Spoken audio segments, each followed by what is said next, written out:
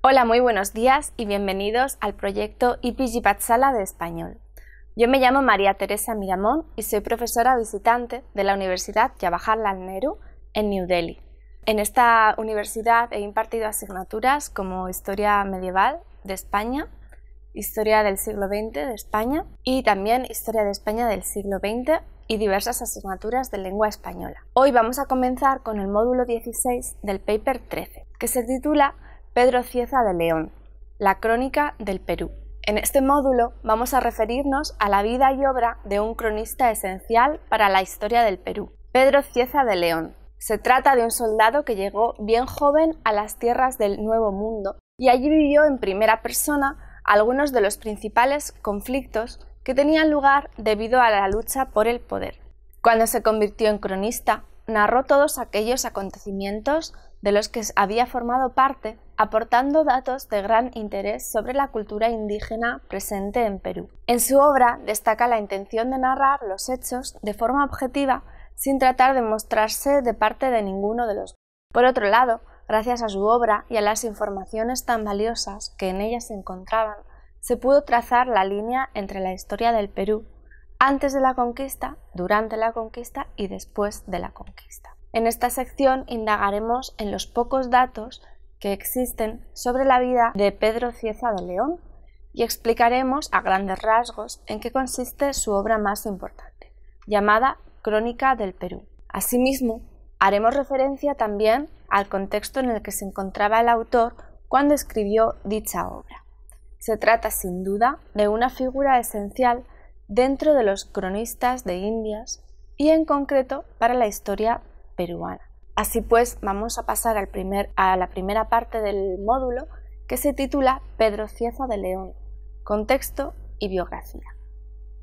Tal y como afirma Nelson Martínez en su artículo sobre Cieza de León y la conquista, las crónicas nos ofrecen un registro de los hechos más relevantes de una época o de un reinado, generalmente hechos políticos o militares, redactados con cierta prosa, lo que las convierte la mayor parte de las veces en testimonios en primera persona. Este género histórico contiene, sin duda, un toque de subjetividad y no es extraño encontrar en sus páginas cierto tono nostálgico, una tendencia a la idealización y engrandecimiento del pasado vivido por el narrador. A medida que transcurre el siglo XV, sin embargo, se advierte que las transformaciones que está experimentando la sociedad influyen fuertemente en la concepción de la historia. El hombre ahora trata de buscar en ella la evidencia, la explicación de hechos que tienen que ver con el mundo terrenal en el que vive. Y esta idea confluye con otra que admite el destino como algo determinado por la suerte, que puede conducir una existencia por el camino de la gloria y la riqueza o abocarla al fracaso.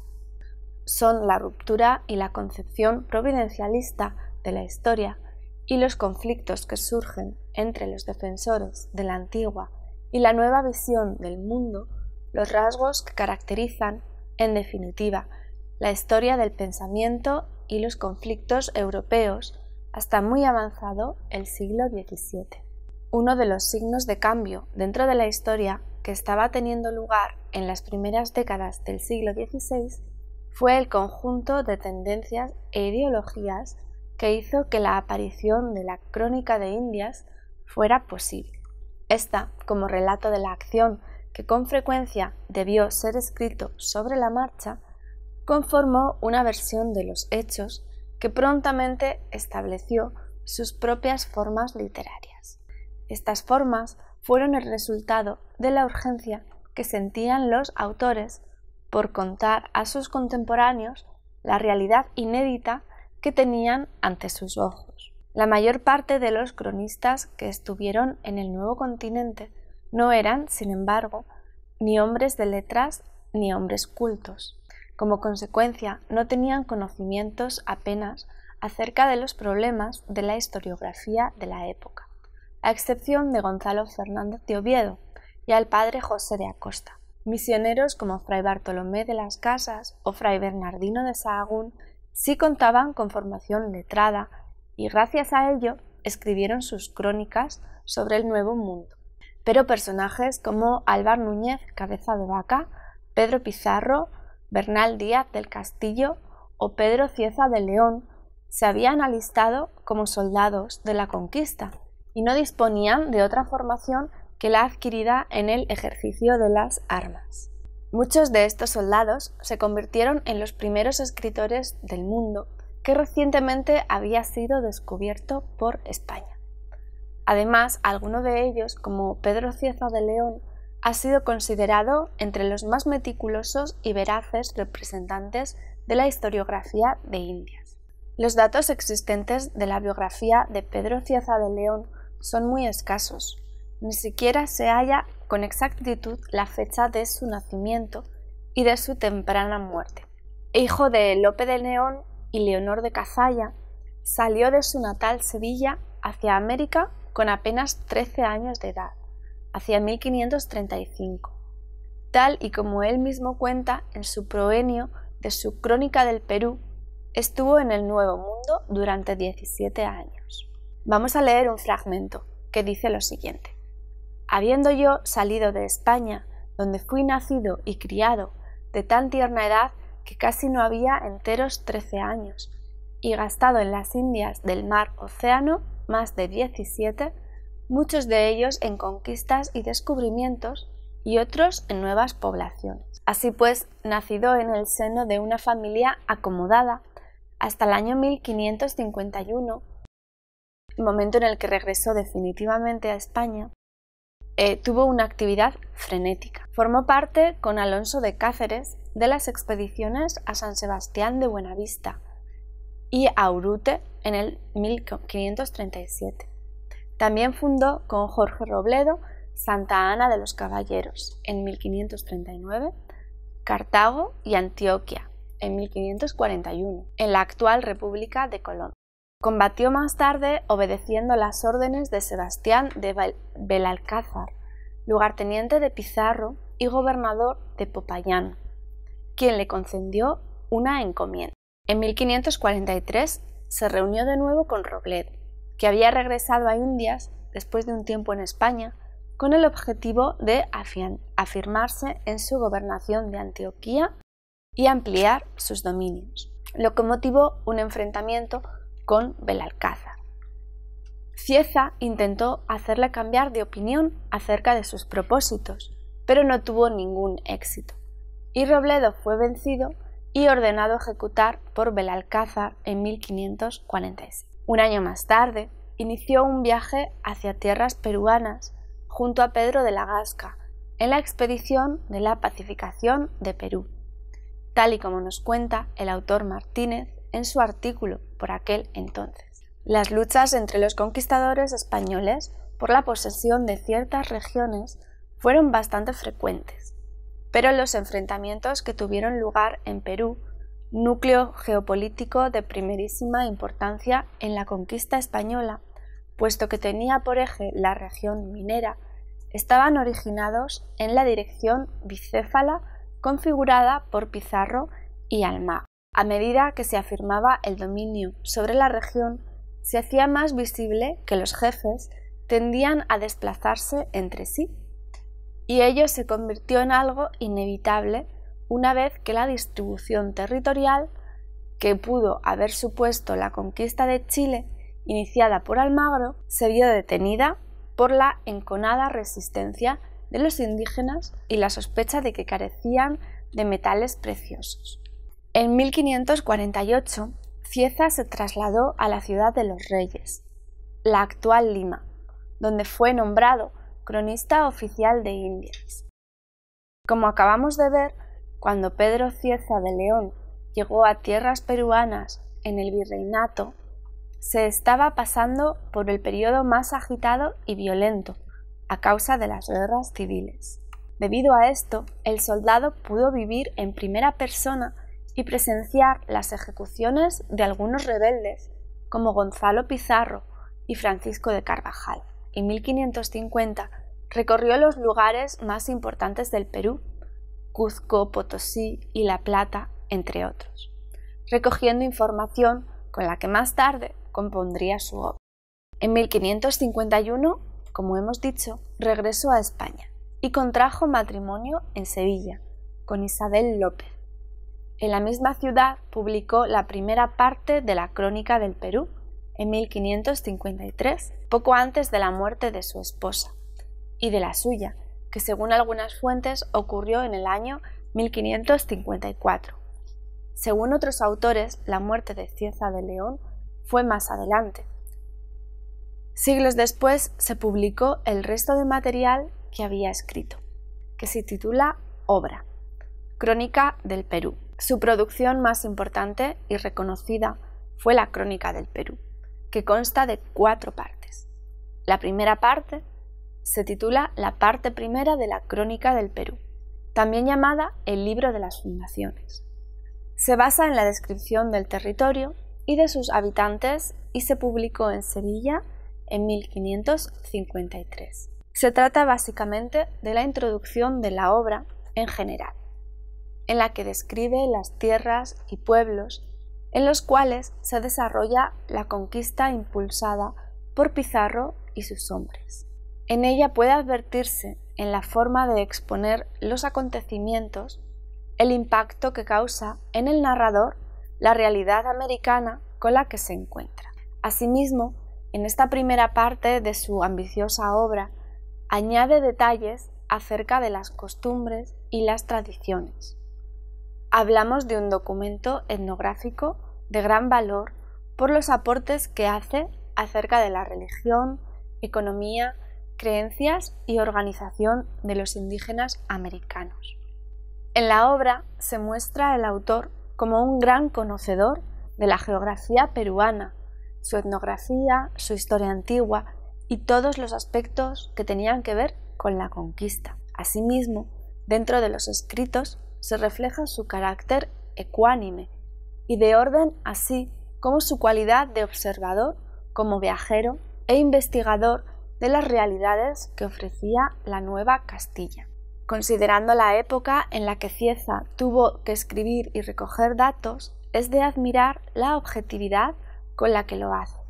En la información que aporta, se observa la intención de enjuiciar tanto el comportamiento de los indios como el de los españoles. Con esto no pretendemos afirmar que se trate de un autor defensor de los indígenas, pero sí que demostró su profunda comprensión por la cultura quechua y su adhesión humanista por ella. Otra de las cosas importantes y novedosas de las que tenemos testimonio gracias a esta obra es de las historias orales incaicas que el autor recoge de boca de los Quipucamoyoc y los orejones indígenas. Ellos le dieron acceso a información muy valiosa acerca de las instituciones de su imperio. En sus crónicas, el autor deja clara su habilidad como historiador, que a partir de un conjunto de datos dispersos e inconexos, consigue organizarlos y presentarlos de una forma interesante y entretenida para el lector. La segunda parte de su crónica, El señorío de los incas, fue publicada en 1873 y trata sobre la historia de los reyes incas. En esta segunda parte, el autor se extiende sobre la historia y organización del imperio inca. Ello se corresponde con un propósito muy bien definido, tal y como afirma, acercar al conocimiento y a la memoria histórica de los hombres del viejo mundo la fisonomía de un organismo político de extraordinaria coherencia y complejidad que la conquista ha transmutado inexorablemente.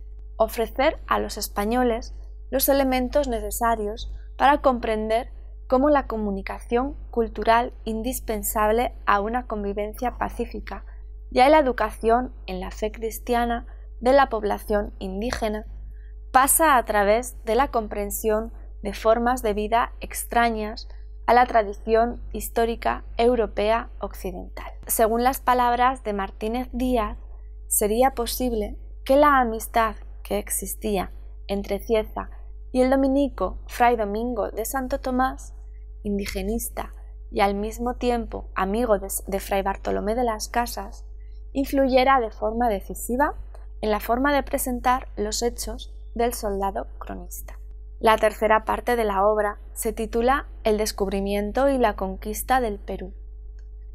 Como su título indica, trata sobre el descubrimiento del Perú y la conquista española del Imperio de los Incas, y fue rescatada de la Biblioteca Vaticana y publicada en Roma en 1979. En este fragmento, el autor narra las dos expediciones del descubrimiento del reino de los Incas y la que condujo a la conquista del Perú, encabezadas por Francisco Pizarro, así como el nacimiento de las rivalidades con su compañero Diego de Almagro, la captura y muerte de Atahualpa y la toma de Cuzco por los españoles, y por último la tentativa de llevar la dominación al territorio de Chile. La última y cuarta parte es la más extensa de todas. Se titula Las guerras civiles del Perú y está dividida en 5 libros que dan a conocer las guerras civiles entre los conquistadores del Perú. Estas guerras tuvieron lugar a raíz del bipartidismo que vio su origen en el garrafal error político que hubo desde un inicio, que permitió la existencia de 2 jefes. El primero de los libros, La Guerra de las Salinas, explicita los choques entre Pizarro y Almagro, que terminan con la muerte del primero. En su segundo libro, En la Guerra de Chupa, el autor nos ofrece el testimonio de la conspiración del hijo de Almagro, el asesinato de Francisco Pizarro, la llegada del gobernador Vaca de Castro con la misión de restablecer el orden y la lucha entre almagristas y pizarristas y la ejecución de Almagro el Mozo. La Guerra de Quito relata la tentativa de poner en vigor las leyes nuevas en Perú, lo que comportaba una progresiva abolición de la encomienda, la rebelión encabezada por Gonzalo de Pizarro, el confinamiento y muerte de Blasco Núñez de Vela y la llegada de la gasesa, el pacificador. Tal y como establece Oviedo en su libro sobre literatura hispanoamericana, Cieza fue el primer cronista que escribió una crónica integral de Perú. Hasta aquel momento, todos los cronistas españoles habían narrado solamente los hechos de los conquistadores, dejando de lado los datos sobre los habitantes indígenas, de los que se tenía poca información.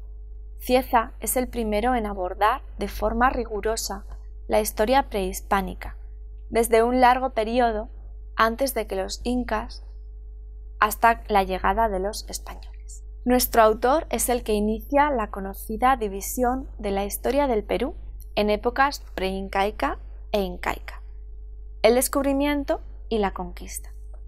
Es por ese motivo que ha sido justamente considerado el primer historiador del Perú.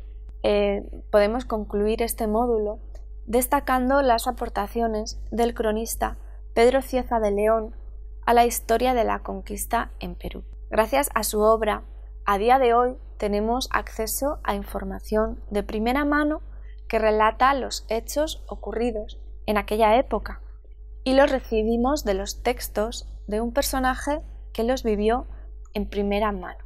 Eso es todo en el módulo de Pedro Cieza de León. Muchas gracias por escucharnos.